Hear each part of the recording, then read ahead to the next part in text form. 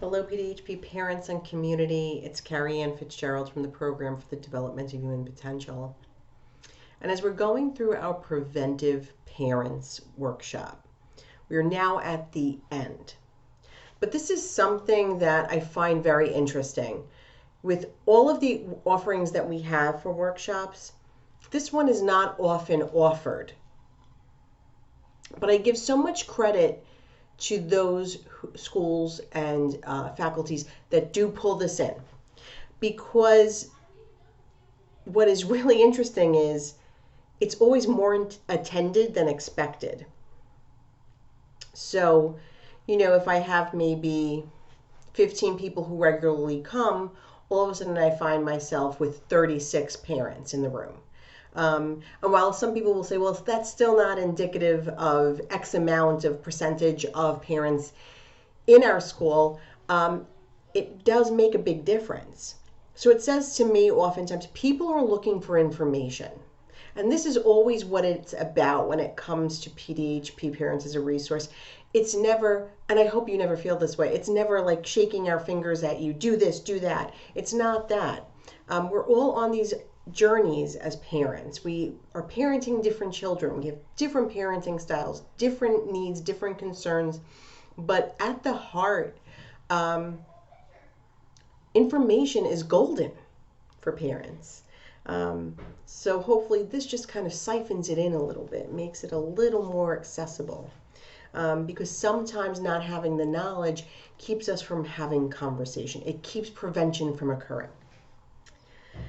So something that is often a surprise to people in the mix when we do these workshops are laws that are out there that we don't really realize.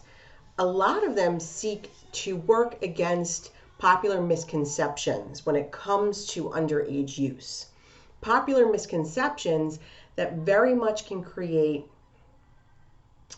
exposure and risk and can facilitate the underage use, the underage initiation. The younger and younger kids are exposed to their first usage, the more risk we have as they go through their lifetime at this becoming a problematic behavior, at this becoming a true substance misuse issue, at this becoming more than just experimenting, more than just one time, more than just the one concern, the one substance, multiple substances, moving into harder core and more illegal substance. Okay.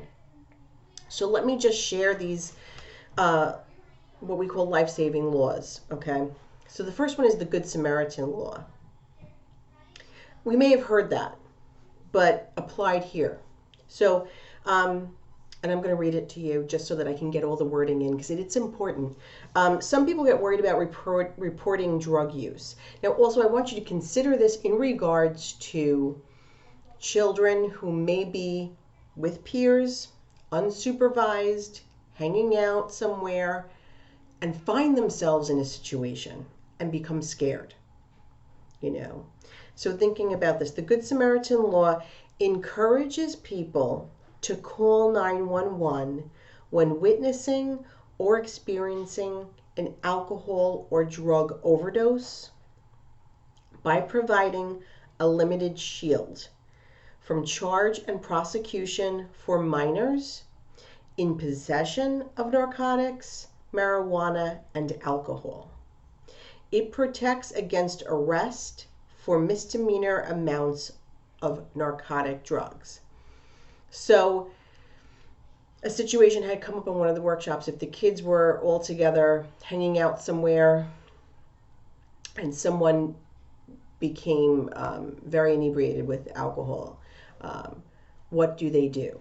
And a lot of them freeze, they get scared, they run off. This person is now left at greater risk. So knowing that, we have this life-saving tool where they can call this in, oh my gosh, this is going on, and that they will not be prosecuted, that they can, support someone else, who has had a difficult experience. So that is something to know, and also for you as parents to be able to call something in that you're concerned about. So it's a tool. I hope that truly, like, no one has to use this ever, but it is something to know. Information is important. The other thing is the social host law. So here's the thing. Sometimes there's this idea that, well, if they're, experimenting under my roof, at least I know where they are. What's the big deal? We could try. So here's the thing, though. This becomes a huge liability for people who do try to create this sort of safe space, because ultimately it is not. The social host law, it is illegal for any person over the age of 18 who owns, rents, or otherwise controls a private residence to allow the consumption of alcoholic beverages by any minor on the premises. This provides a legal basis for holding adults responsible for knowingly allowing parties for individuals under the age of 21 to occur at a place under their control, whether or not they provide the alcohol. And historically, in the past few years, we've seen these stories come to light in the news. There was a story most recently where a family did provide space and time and alcohol. And apparently it had been done previously as well. So just so you have, again, the information that you can make informed decisions, that your kids can make informed decisions, things that will hopefully lessen risk, that will hopefully build protective factors, because we're looking at it in different lenses. Okay. Well, parents, I hope, and community, I hope that you have a great weekend.